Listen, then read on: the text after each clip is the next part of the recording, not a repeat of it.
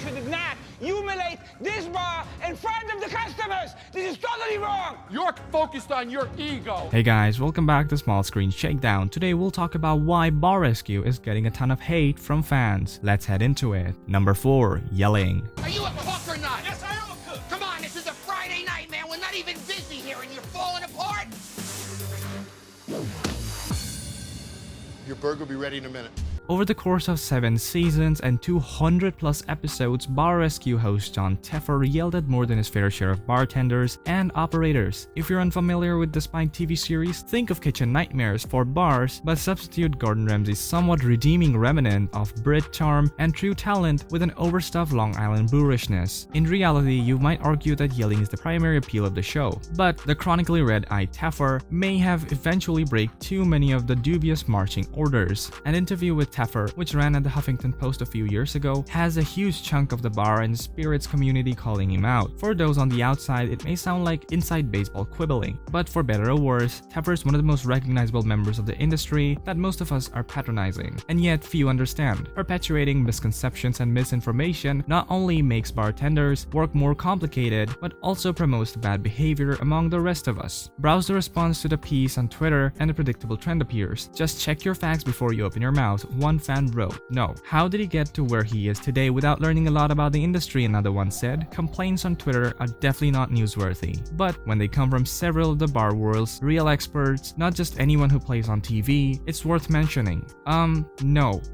No. David Wondrich, a non-official Spirit World author, tweeted. Number 3. Idiocy. Meanwhile, a Facebook group called Bartenders Against Jon Taffer has appeared. Since it was open, it has risen up to 300 plus members, the vast majority of whom have piled up on Taffer for his so-called idiocy. And as any internet-driven controversy goes, it has now drawn a counter-protest of voices claiming that the page is mean-spirited, youthful, and harassing, and contrary on the spirit of hospitality. So what the heck did Taffer mess up so badly? It's hard to find out where to get started. Taffer's representativeness denied munchies, requests from comments. The interview, an ostensibly lighthearted Q&A on drinking tips and bar etiquettes, is so full of inaccuracies, dubious suggestions, and shaky cocktail expertise that you could compete with almost any responses he gave. And true to form, online critics did just that. The one that ranked most readers, and for good reason, was the response that gave about the origin of mezcal. Asked if different kind of alcohol really affect people differently, he spread to the source of the spirit. "I'm not sure if there is a concept that makes you angry or not, but tequila is inherently made from mezcal, which mescaline, the hallucinogenic drug, is made from. So tequila might have a hallucinogenic aspect. You may be talking to someone who isn't really there." Get your alcohol breath out of my face and prove it to me tomorrow,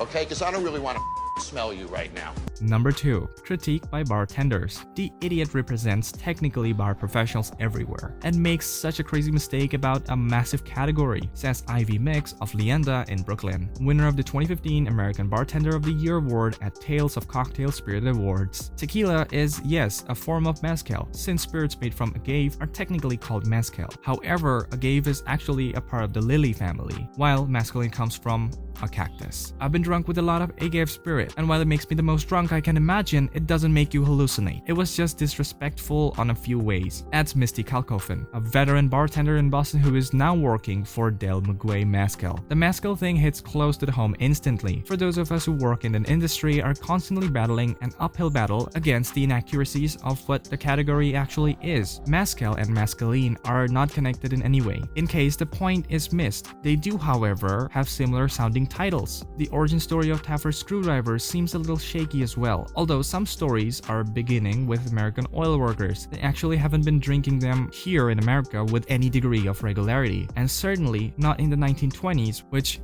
happened to be prohibition. Renowned spirit writer Dale DeGroff instead traces the popularization of the screwdriver to the post-World War II years, with a major marketing campaign from Smirnoff. Previously, vodka was not very well known or commonly available in the States. Elsewhere, the old-fashioned was Taffer's preference for the most of the undervalued cocktail. A good well-known cocktail to be sure, but underrated. It's like having the Beatles underrated. The old-fashioned is anything but underrated, says Heather Dickey Wells of Bar Truman in New York City. It's the single most revered cocktail among professionals by far. Where the hell is he even drinking? As for his cocktail recipe, while modeling in the fruit of old-fashioned is a bit of a contested technique, it's definitely out of flavor today. The fruit version of old-fashioned he mentions seems to have come from the TGI Friday with a celestial red cherry, says Meza. All these poor examples discredit the work done by outstanding people in the cocktail industry in the last 15 years. My biggest disappointment lies with you.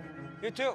I thought you came here to help me. Number 1. Stupid suggestions. Perhaps the dubious taste does not come as a surprise from someone like Taffer, whose favorite drink is a Godfather, made with Armatero and Scotch, and yet the strangeness and questionable suggestions goes on and on. Bartenders should never drink at work, he says forcefully, a rule that, while varying from state to state and from bar to bar, is commonly regarded as a welcome bit of hospitality in most contemporary cocktail bars. Further on, he says it's okay to wave down the bartender because someone who doesn't see you clearly doesn't have to pay attention, a point that almost every bartender commenting on the story seems to have taken an umbrage. The way he spoke frankly about how you can wave a bartender gave the impression that someone who doesn't see you doesn't have to pay attention to it. Give us a little more credit, you know? Cal Coffin says, is it disrespectful to signal a bartender? Asked Dickie Wells. I dare anyone who is watching this video to go to a busy Irish pub in Midtown, catch a bartender and see how it goes for them. Yes, there are times when you're dealing with the novice behind the bar. You've been waiting for a long time and you're starving for a second round, but far and wide, you've got a man or a woman taking care of 20 people trying to get their attention at the same time.